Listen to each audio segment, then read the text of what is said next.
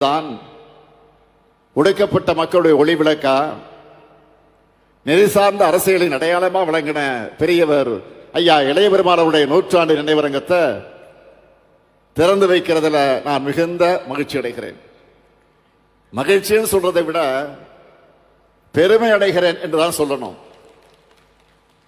சமூக சீர்திருத்த தலைவர்களான அயோத்திதாச பண்டிதர், தாத்தா ரெட்டமலை சீனிவாசன், எம்.சி. ராஜா, என். சிவராஜ், எல்.சி. குருசாமி, சுவாமி சகஜானந்தர் வரிசையில கம்பீரமா போராடியவர் தான் நம்முடைய அருமை பெரியவர் இளைய பெருமாள் அவர்கள்.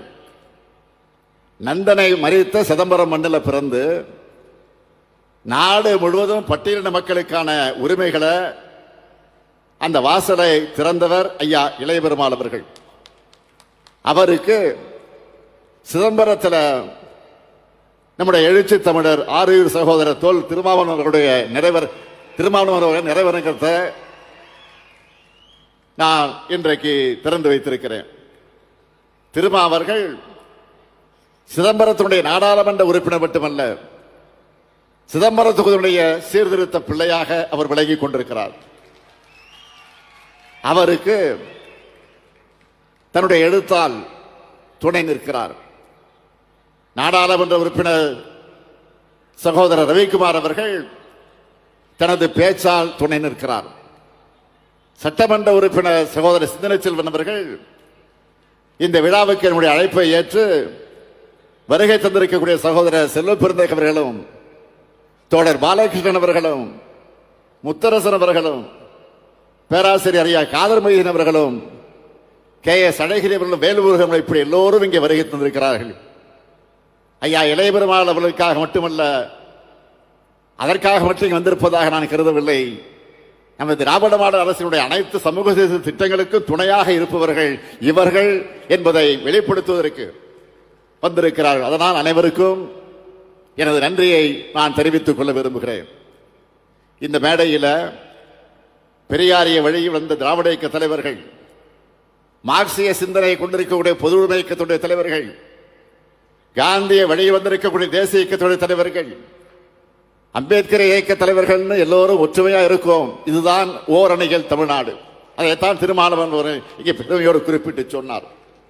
நானும் அதை வழிமொழிகிறேன், உறுதியோடு சொல்கிறேன். தமிழ்நாடு இப்படி ஓரணியில் இருக்கிறப்போ எந்த டெல்லி அணியோடு காவி திட்டமும் இங்கே பலிக்காது. பெரியவர் ஐயா இளைய பெருமாள் அவர்கள் பள்ளியிலே படிக்கும் போதே தீண்டாமலுடைய அடையாளமாக இருந்த இரட்டைப்பானை முறையை எதிர்த்து போராடினவர்.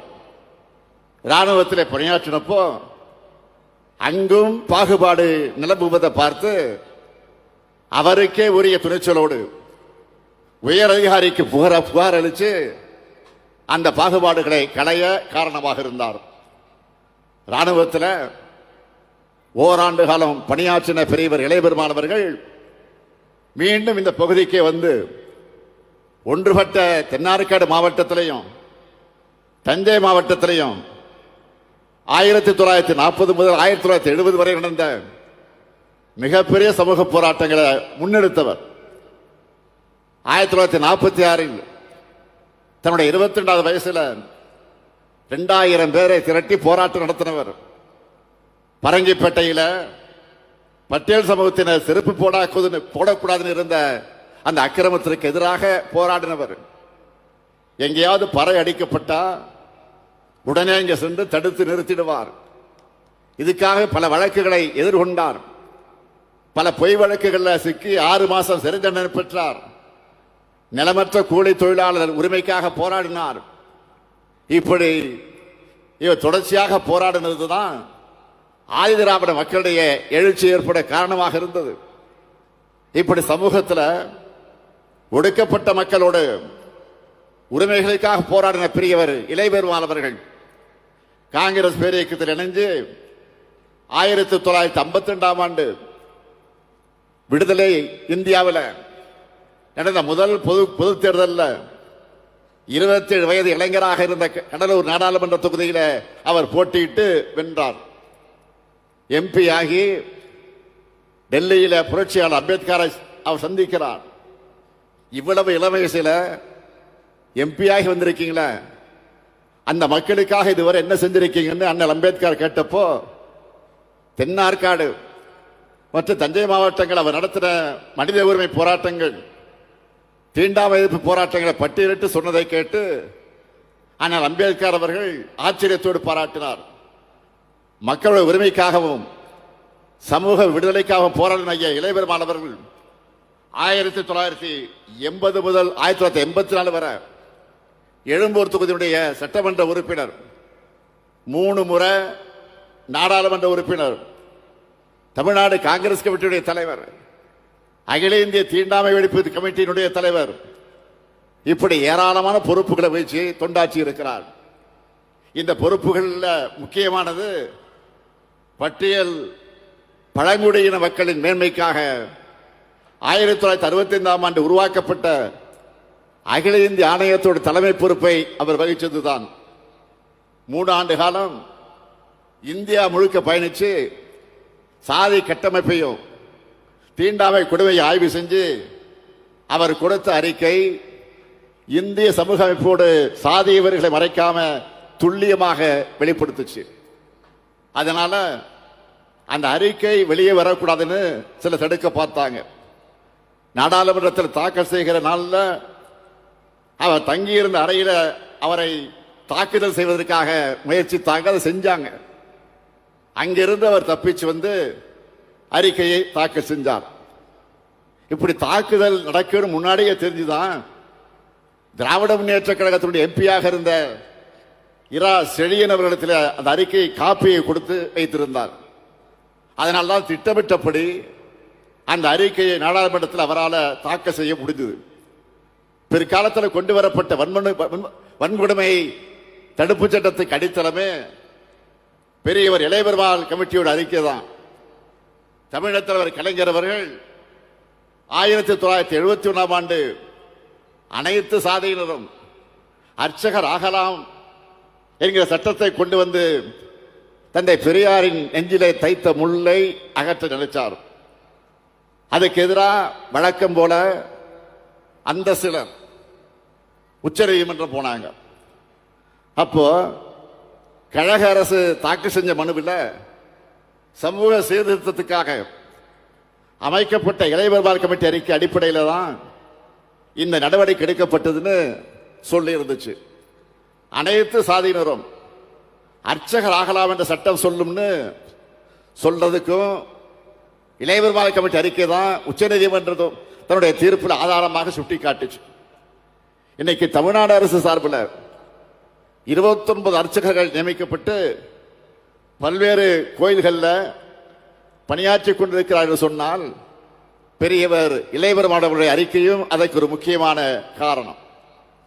தந்தை பெரியார், புரட்சியாளர் அம்பேத்கர், தோழர் ஜீவா, பெருந்தலைவர் காமராசர்னு மிகப்பெரிய தலைவர்களுடைய நன்மதிப்பை பெற்றவர் ஐயா இளையபெருமாள் அவர்கள். தீண்டப்படாத மக்களுக்கு கல்வி அளிப்பது மூலமா அவங்கள தீண்டாமை இழிவிலிருந்து மீட்டெடுக்க முடியும்னு சுவாமி சகஜானந்தர் திடமா நம்பினார். அதுக்காக நந்தனாரையே ஒரு அடையாளமாக அவர் தேர்ந்தெடுத்துட்டார்.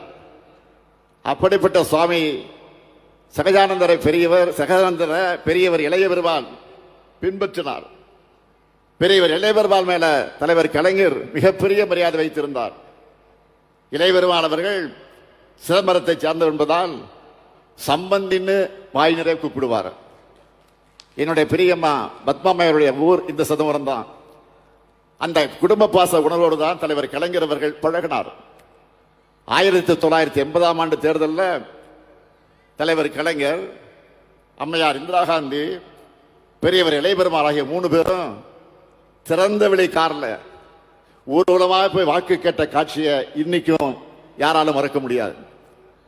1998ஆம் ஆண்டு அண்ணல் அம்பேத்கர் பெயரிலான தமிழ்நாடு அரசின் விருதை நம்முடைய திருமா அவர்கள் குறிப்பிட்டு காட்டியதை போல முதலா பெரியவர் இளையபெருமாளுக்குத்தான் தலைவர் கலைஞர் அவர்கள் அதை தேர்ந்தெடுத்து வழங்கினார்.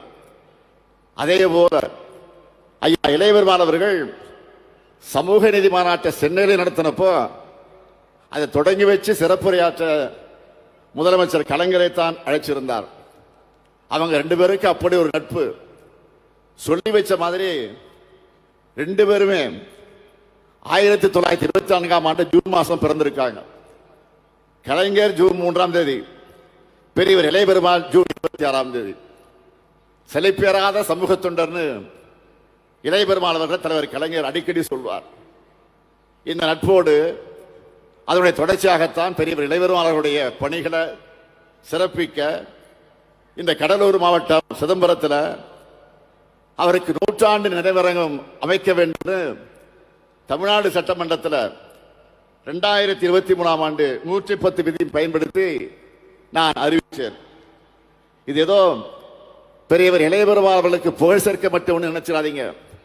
இது திராவிட மாடல் அரசு அவருக்கு செலுத்துகிற நன்றி கடன்.